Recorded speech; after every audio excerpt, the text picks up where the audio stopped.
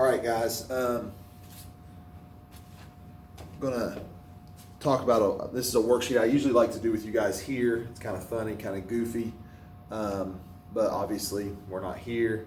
Some of you guys are virtual, so we can't necessarily do these together. So I thought we would do one of them. I would do a video here, one of them, to help you guys with this scientific method for those of you that are struggling. It seems like some of you guys are really starting to catch on, and that's good. Some of you guys haven't quite caught on yet. That's fine. Okay, you'll get the hang of it. We just got to keep practicing. Okay, so we're going to look at an experiment here. It's kind of a SpongeBob thing, so it's kind of goofy. All right, so it's called Patty Power. It says Mr. Krabs wants to make Bikini Bottom a nicer place to live. He has created a new sauce that he thinks will reduce the production of body gas associated with eating Krabby Patties from the Krusty Krab. He recruits 100 customers with a history of gas problems. He has 50 of them in Group A eat Krabby Patties with the new sauce, and 50 of them in Group B eat the Krabby Patties with the sauce that looks just like the new sauce, but is really a mixture of mayonnaise and food coloring. Both groups were told that they were getting the sauce that would reduce gas production. 2 hours after eating the Krabby Patties, 30 customers in Group A reported having fewer gas problems, and 8 customers in Group B reported having fewer gas problems. So let's talk about the different parts of the scientific method here, and we'll kind of walk through them and identify them together. So the first step of the scientific method is identify a problem. So there's a problem here that Mr. Krabs has identified that's going on in Bikini Bottom, and that is when people eat at the Krabby Patty, they fart a lot. So he identifies that problem, and he thinks that he knows a way to reduce the gas production in Bikini Bottom by switching the sauce. Okay, so again, first step is the problem, and he wants to reduce gas production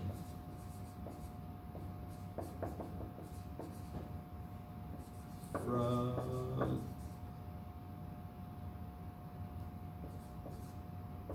eating at the Krusty Krab. All right, so that's the first step. He identified a problem. Second step is background research. Again, like I told you, a lot of these worksheets, we're going to kind of skip the background research part because that's kind of time consuming, okay? But understand that Mr. Krabs should have done research on maybe things that cause gas irritation, stomach irritation, the digestive tracts, all that stuff, okay? So step number 2 is background research. We're going to kind of skip that.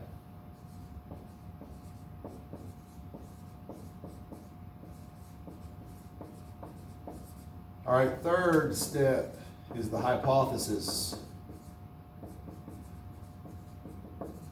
All right, so Mr. Krab makes a hypothesis. He thinks the problem is the secret sauce. That's his hypothesis. So if you see right here, it says he thinks he has created a new sauce that he thinks will reduce the production of body gas associated with eating at the Krusty Krab. Okay? So his hypothesis, I'm going to do an if-then statement. If we change the sauce. So I told you, when you write an if-then statement, usually your independent variable is the first part. If we do this. So if we change the sauce, then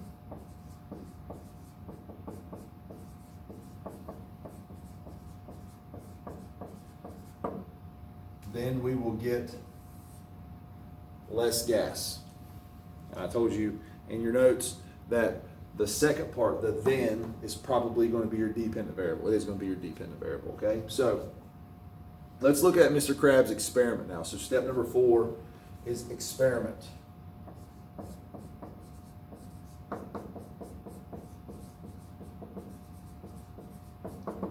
All right, so he recruits 100 customers with a history of gas problems. He has 50 of them in Group A eat Krabby Patties with the new sauce.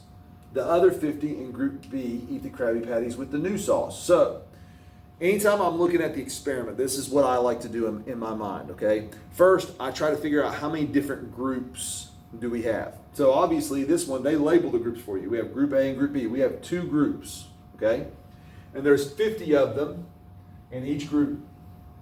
So I have 2 groups. 50 means we've done this experiment 50 times. Our test sample size is 50 people. We have 50 in Group A, 50 in Group B. We have a large sample size. That's what good scientists do. Okay, so we have Group A and Group B. All right. Independent variable. Our independent variable down here. We're going to kind of do these questions a little out of order. Is the one thing that's different about each group. So we have Group A and Group B. What's the one thing that Mr. Krabs is doing different for Group A and Group B? Well, he's giving them different sauces, right? So what's our independent variable? I'm going to put type of sauce, because Group A is getting the new sauce and Group B is getting mayo and food coloring.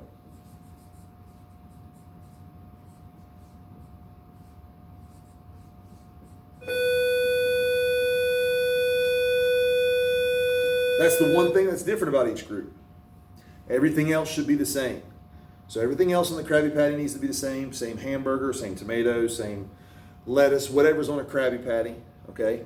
Mr. Krabs even tries to make the 2 the 2 sauces look the same, because he doesn't want the people to know which group they're in. He doesn't want Group A people to know they're getting the new sauce and Group B people to know that they're getting the mayo plus food coloring.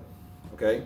So he's doing everything else the same. The only thing that's different is the independent variable, type of sauce. Okay. Now, control group. Control group, we haven't talked about too much yet. Control group is the group we keep under normal conditions. Okay. So the group that you can think of in normal conditions, well, we would normally put mayo on a burger, right? Or you can think of it as the group that doesn't get the independent variable. So you can say that the new sauce is the independent variable. So the group that doesn't get the new sauce, Group B over here, left the B off. So Group B is our control group. Okay, they're the group under normal conditions. It's normal for them to put mayonnaise on a hamburger at the Krusty Krab. The new sauce is not normal. That's new. All right. So Group B is our control group. Why do we have a control group? The control group is our basis for comparison. So we want to know how gassy people normally get under normal conditions, so we can compare them to our independent variable, the new sauce. Okay. So if we have Group B here under normal conditions, we can look at Group A. If Group A has less gas, that we know that, hey, the sauce worked. If Group A has more gas than Group B, it didn't work. Okay, so let's keep moving on. Dependent variable. What are we going to count, measure, or calculate to see if the new sauce works? Well, we've kind of already talked about that. Amount of gas.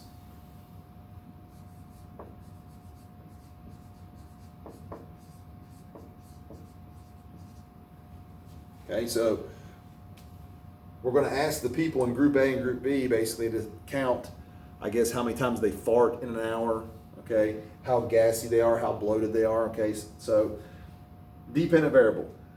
What we're going to count, measure, or calculate to see if our independent variable has any type of effect, okay? So, dependent variable, type of sauce. Dependent variable. Will we get less gas or will we get more gas? Amount of gas. That's our dependent variable. All right. So step 5 is analyze your results. So they would need to collect the results from all the people in Group A and Group B, and then they would probably make charts and diagrams and things like that. All right. Step 6 is draw a conclusion. So let's see what Mr. Krabs' conclusion should be. So let's keep reading here. Okay. Both groups were told that they were getting the sauce that would reduce gas production. 2 hours after eating the Krabby Patties, 30 customers in Group A reported having fewer gas problems, and 8 customers in Group B reported having fewer gas problems. So, we had 30 customers in Group A compared to 8 customers in Group B. So what should Mr. Krabs' conclusion be?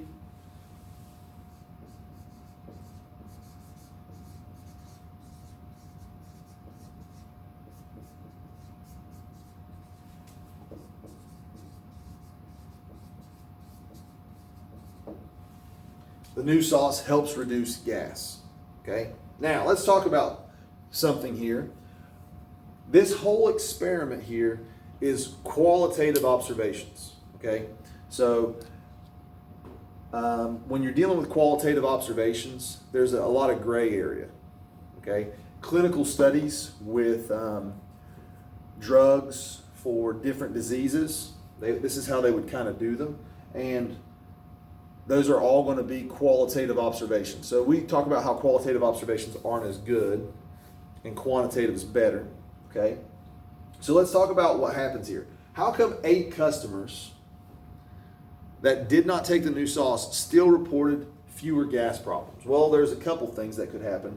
First of all, these 8 customers were told they were getting the new sauce, right? So Group B, the other 50 Group B ate Krabby Patties with the sauce that looks just like the new sauce, but is really a mixture of mayonnaise and food coloring. But both groups were told they were getting the new sauce. Okay, so the 8 people in Group B who reported having fewer gas problems, probably what happened is what we call the placebo effect. They're told they're given medicine, or in this case, a new sauce, that is going to reduce their gas problems. So they just kind of assume that they had fewer gas problems, or they think that they had fewer gas problems, when in reality they didn't.